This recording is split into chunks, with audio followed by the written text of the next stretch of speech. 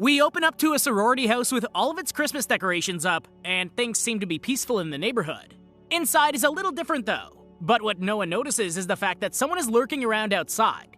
Barb comes downstairs to find the front door open, and she promptly shuts it while she reprimands the guests in the other room. The lurker outside spots a window on the second story, and they climb a trellis found on the side of the building. Back inside, Barb tries to find out why she was the only one that went to work that evening, but Phil swears that they were there before she got there. Soon the phone rings, and Jess answers it promptly. She has trouble hearing who it's for, but then she finds out that it's a long-distance call for Barb. You remember long-distance phone calls being a problem? Even weirder, do you remember how cell phones only worked within a certain range before it was considered roaming? Now I ought to be able to call the moon without so much as a surcharge. Barb tells Jess that she'll take the phone call in the other room, and she leaves the room. Meanwhile, the lurker finds their way into the house in what appears to be the attic full of all sorts of trinkets. Barb tries to hush everyone so she can hear her own mother on the phone, but she ends up having to contact the operator. At the same time, Jess tells all of the guys in the house that the party is over, and they all have to go. The lurker makes his way out of the attic, and he creeps onto the stairs to watch Barb talk to her mother. Barb finds out that her Christmas break plans are going to change thanks to her selfish mother, and the rest of the sorority sisters say goodbye to their dates. When Barb makes her way into the other room, she tries to see how many of the others want to spend the Christmas break with her. Suddenly, the phone rings in the other room, and Jess goes to answer. Whoever's on the other end of the phone is a weird one, but what's even weirder is that Jess is used to it and has a nickname for him, the Moaner. If you have a regular moaner that calls you, you need to contact the police or something. All of the girls gather to listen in on the phone call, and they all hear the Moaner making slurping and groaning noises. Ugh. Suddenly, the caller screams and starts saying some really obscenely sexual things to the sisters. Barb hops on the phone, and she tells the Moaner to go bother another sorority. Finally, the Moaner tells her that he's going to kill her, and Barb hangs up on him. Claire is worried about Barb provoking someone like the Moaner, but Barb doesn't seem to care anymore. Suddenly, there's a loud knocking at the door, and they answer to find Mrs. Mack with her hands full of presents. Claire heads upstairs on her own to finish packing, and she finds Mrs. Mack's cat on her bed. When Claire takes her clothes out of the closet, she doesn't notice that the lurker's hiding in it, and now I'm confused on my horror movie rules. I thought being a virgin was a guaranteed way to make sure you make it to the end of the movie. Not this time. He grabs her with the plastic bag, and I have to admit that this 1974 jump scare was better than half of the new ones. While the sisters hang out with Mrs. Mack downstairs, the lurker takes something with him from Claire's room and disappears into the attic again. Jess goes to talk to Mrs. Mack on her own when the phone rings, and Phil goes to answer this time. When she answers, Peter's on the other line, and he asks for Jess. When Jess gets on the phone, she tries to tell him that he needs to find time to talk to her in person, and she agrees to meet with him tomorrow. Meanwhile, Mrs. Mack goes to brush her teeth, and she pulls out a bottle of booze to use as mouthwash. I do not recommend that. Really isn't a pleasant experience. Jess goes to talk to Claire, but Claire never answers her door. We see that her head is wrapped in the plastic in the attic, and we cut to the morning.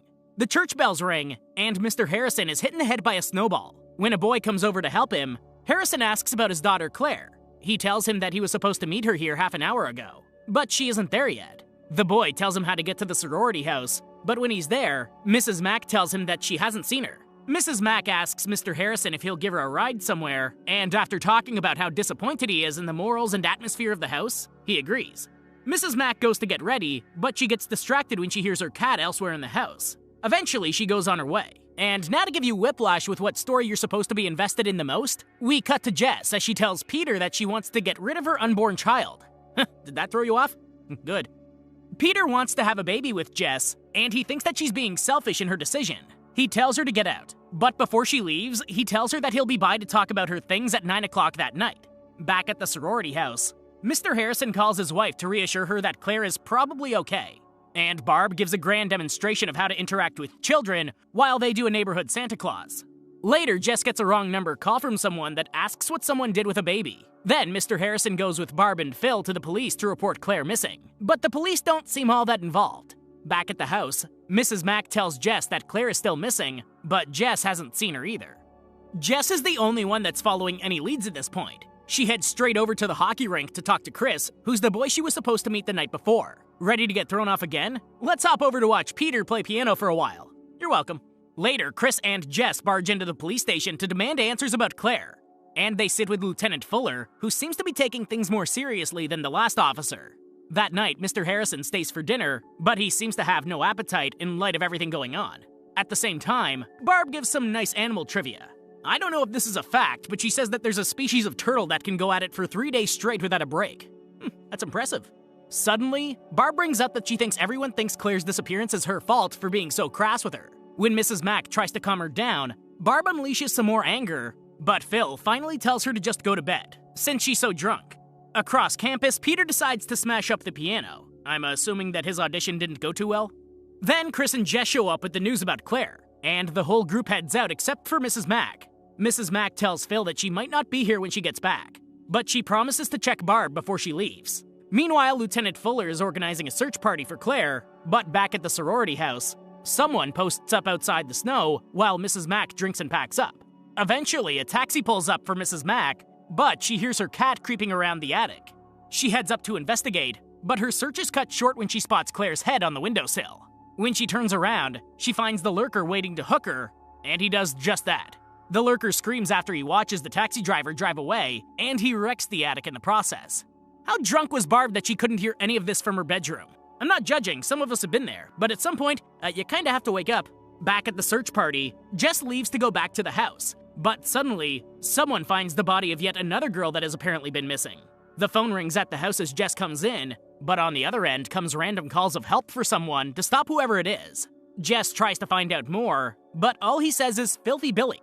Jess hangs up on the caller, and she calls out for Mrs. Mack. Of course, there's no answer, and she decides to make another call while the lurker creeps down the stairs. When Jess turns around, it turns out just to be Peter instead of the lurker, but Jess turns her attention to her call to the police station about the obscene phone calls.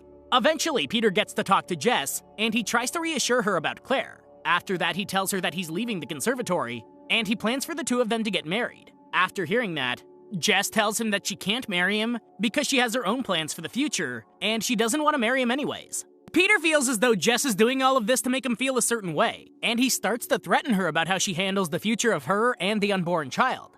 After hearing this, Jess tells him that he might want to leave, and he ends up brushing by Phil, Bill, and Lieutenant Fuller on the way out. Fuller tells Jess that she wants to tap their phones to try and catch the obscene caller, and he requests to see Claire's room while he's there. Once in Claire's room, Fuller starts looking around, and he asks about the last time anyone saw Claire. He gets a list of phone numbers for everyone that lives in the house, and Bill finishes up tapping their phone downstairs. Before Fuller leaves, he points out that he's posted an officer outside, and he and Bill head out for the evening. They've posted a car outside for obscene phone calls? I couldn't even get 911 to answer the phone for something like that anymore. Phil breaks down in front of Jess, and she can't help but feel bad for everyone involved with the disappearance. She finally admits that she's been really exhausted all day, and she heads to bed early. Jess assures her that she'll be just fine, and she stays downstairs to wait for the phone to ring again.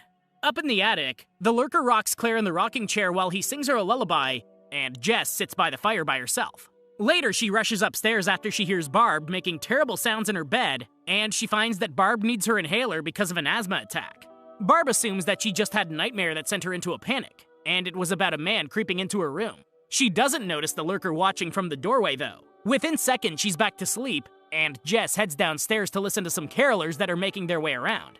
Barb should not be left alone by any means. That inhaler was less than an arm's length away, and she still couldn't get it. If something were to happen to her, she'd be helpless. Sure enough, the lurker comes for her next. Do you think she makes it? Yeah, that's a hard no.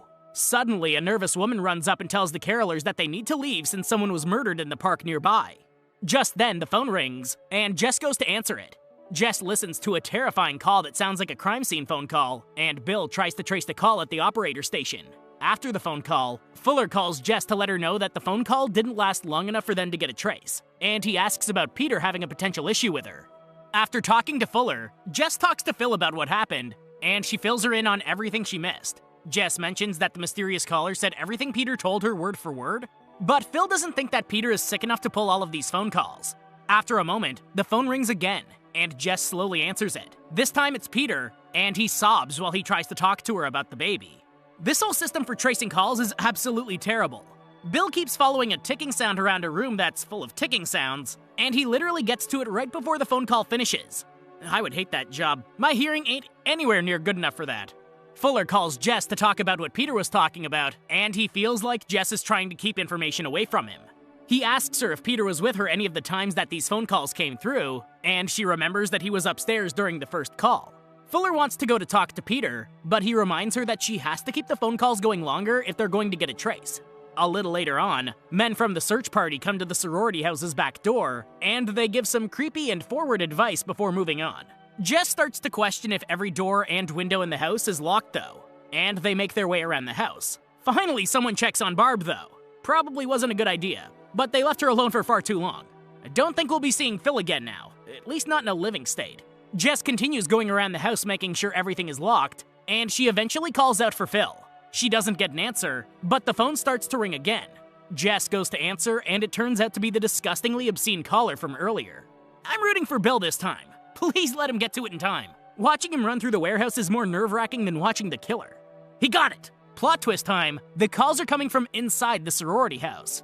After finding this out, Fuller tries to contact the officer outside the house, but we see that he's dead. Fuller calls one of the officers at the station, and he tells him to call Jess to have her calmly walk out the front door.